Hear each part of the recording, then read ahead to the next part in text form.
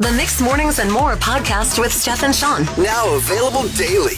Good morning, world. Good morning. Happy Thursday. It's March. It's the 24th, and it's 5:31 right now. I was so close to falling victim to fake spring, Steph. What happened, Shawn? I had my heavy blanket, my comforter on my bed, and then when it was like plus 10 on like Tuesday, and then yesterday like plus 14, I was like, I don't need this anymore. But instead of putting away the comforter, I just kind of moved it to the side and just used like a different blanket for the time being. Smart man. And last night, I needed it. Yeah, I was going to say, did you move it back over to the main event last night? Oh my gosh. It's such a turn of events. Like, it was so beautiful yesterday, and then just as the night went on, it was like rain, nap, never mind sleet, nope, over to snow. Yeah, because like when I take my afternoon nap, like it's 10 degrees outside, 14, whatever it was. I was like, oh, it's a sweaty one right now. Okay.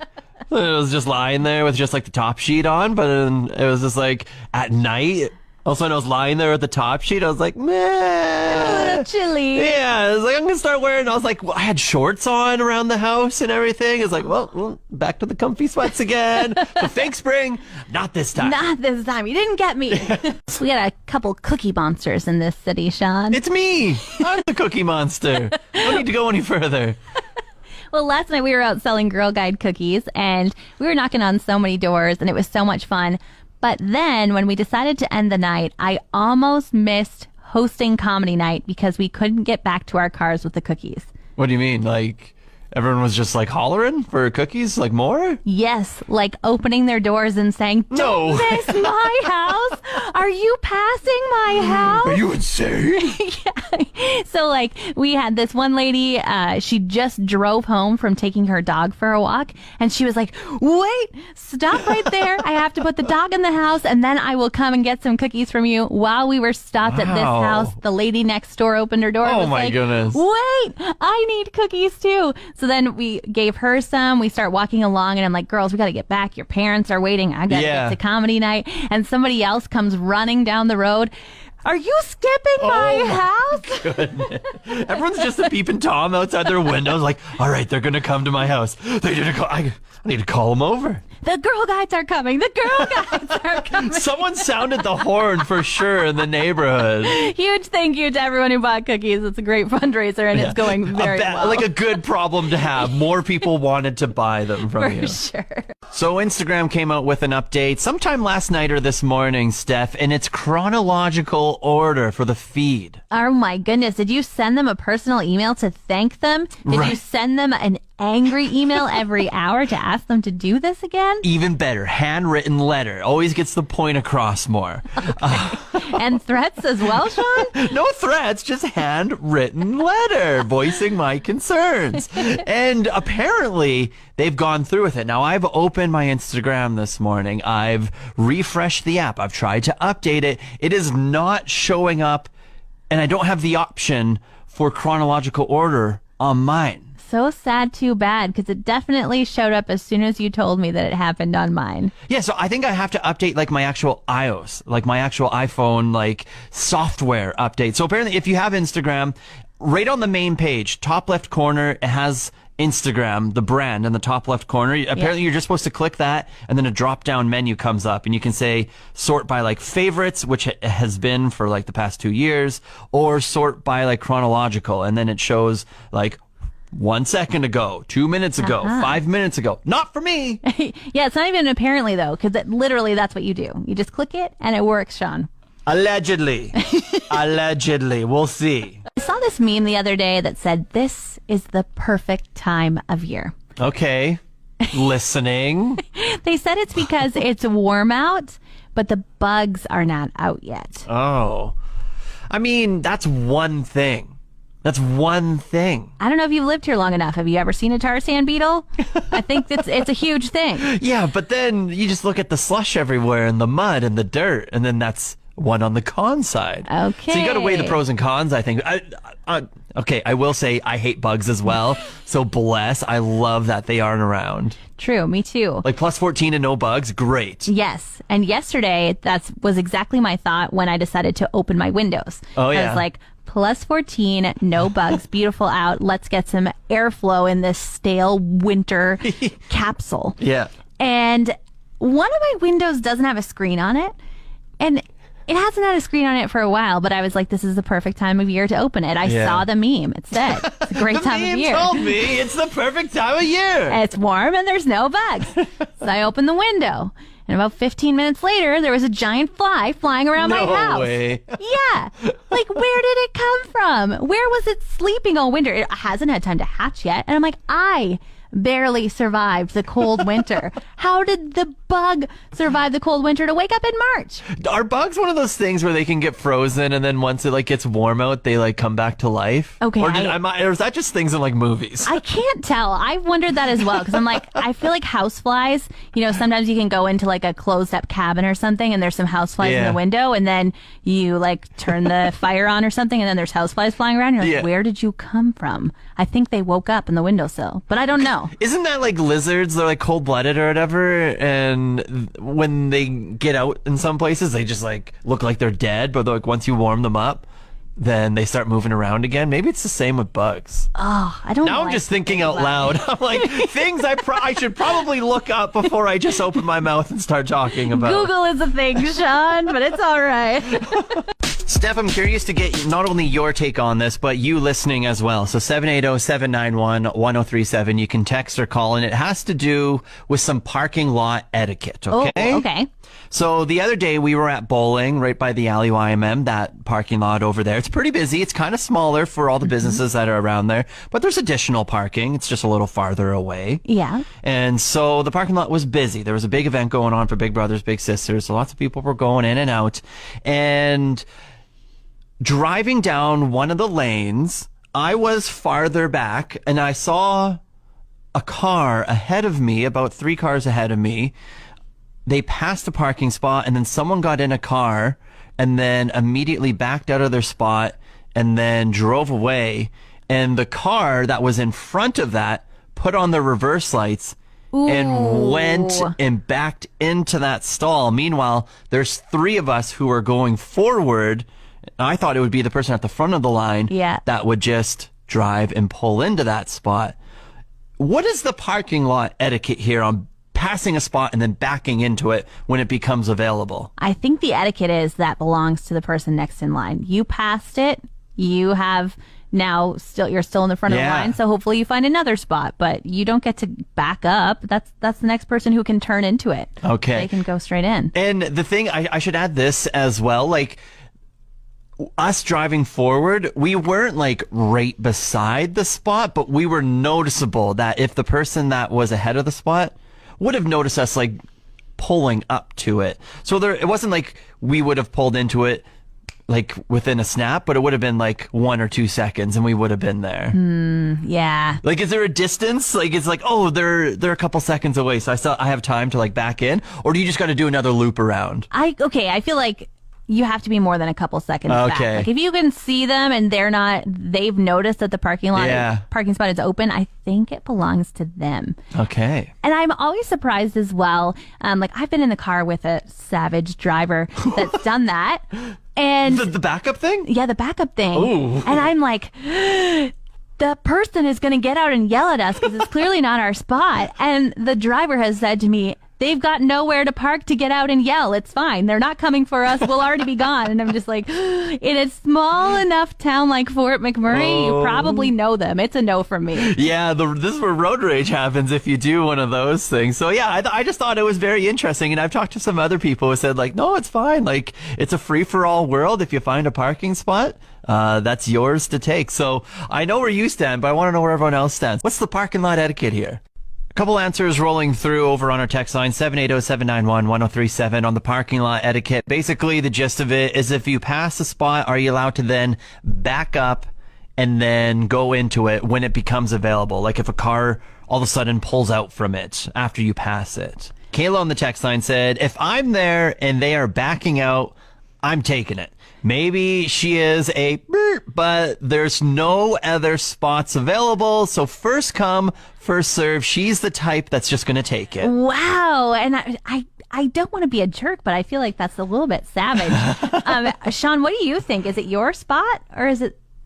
I think I'm varying. So like if I'm doing my first lap around the parking lot, I'll let the person behind me. But if I'm on like lap 3 and I'm starting to be late for wherever I'm going, whatever I'm doing, I'll probably back into it. Because at that point, I'm like, I did my dues. I've done 3 laps around here, and I just need a parking spot. Okay. I think it also depends on the location. For instance, I mean, you witnessed this at the Alley YMM. There is like maybe some on-street parking. There are other parking lots around. I always picture the worst parking spots are like Banff Hot Springs, Moraine Lake, Moraine Lake, Lake Louise. Those ones, I'm like, oh, it's okay to be a little bit savage, maybe. Is that wrong? I don't know. Reality recap. Shawn, another episode of Big Brother Canada has commenced. Did you watch it? I did. Well, once you started saying like, "Oh, why don't you PVR?" I was like, "Why don't I PVR it?" Why not? That's some great technology. Look at you. I mean, we're 70 years old. PVR. So that's what I did. So I got to watch it last night. It was great. So we left off Gino. He's the Greek goddess. He put up Marty and Jess on the block. That's where we left off with, and Marty's just like super fired up. So he's the old guy from New Brunswick. He speaks a lot of French. He didn't so when they nominate people, they nominate them in front of the whole house, and they have to give like 1 or 2 sentences about like why they nominated them. And Gino, when he said he's putting up Marty, said they were working together, but then Marty at the last second like voted in a way that Gino didn't vote. Oh. And so they voted in 2 separate ways in the last eviction. And so Gino said in his speech to everyone, Marty backstabbed me. Whoa. And like he disrespected him. And so Marty's fired up about that speech. So he's not a big fan of Gino right now because they were an alliance and now they're butting heads and they're not seeing eye to eye. And so it was just it was a heavy little scene right there. So everyone so Kyle, if you remember, Kyle had one of the most like chaotic HOHs in like Big Brother, like branching out to like American Big Brother, one of the most chaotic HOHs that like a lot of people have seen. Like I was reading the online Twitter and everything, and everyone's like, this is one of the most wild ones.